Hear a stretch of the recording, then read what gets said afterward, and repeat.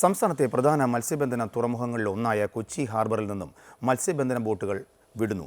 600-ൽ പരം ബോട്ടുകൾ വന്നിരുന്ന കൊച്ചി ഹാർബറിൽ 15-ന് താഴെ മാത്രം ബോട്ടുകളാണ് അടുക്കുന്നത്. ഇറക്കുകൂലി കൂട്ടിയതും അമിത പിഴ ഈടാക്കുന്നതുമാണ് ബോട്ടുകൾ ഹാർബർ വിടാനുള്ള കാരണം. മത്സ്യവുമായി വരുന്ന ബോട്ടുകൾക്ക് ഇറക്കുകൂലി 2.5% ആക്കിയതോടെയാണ് മത്സ്യബന്ധന ബോട്ടുകൾ കൊച്ചി ഹാർബർ വിടുന്നത്.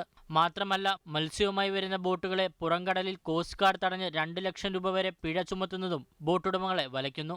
കോസ്റ്റ് ഗാർഡിൻ്റെയും മറൈൻ എൻഫോഴ്സ്മെൻറ്റിൻ്റെയും കോസ്റ്റൽ പോലീസിൻ്റെ നേതൃത്വം നടക്കുന്ന പ്രവർത്തനങ്ങളെ സംബന്ധിച്ചിടത്തോളം ഒരു മനുഷ്യപ്പറ്റ അവർ കാണിക്കേണ്ടതുണ്ട്.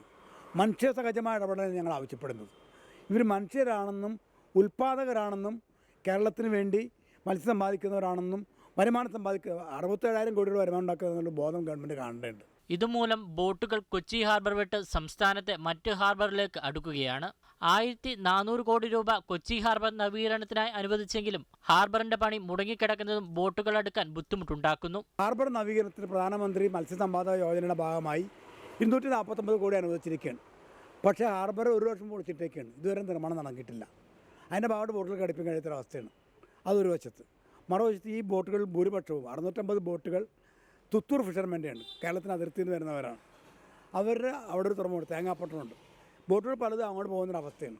25,000 രൂപ ഒരു ബോട്ട് യൂസർ ഫീ തന്നാണ് ഇവിടെ വർക്ക് ചെയ്യുന്നത്.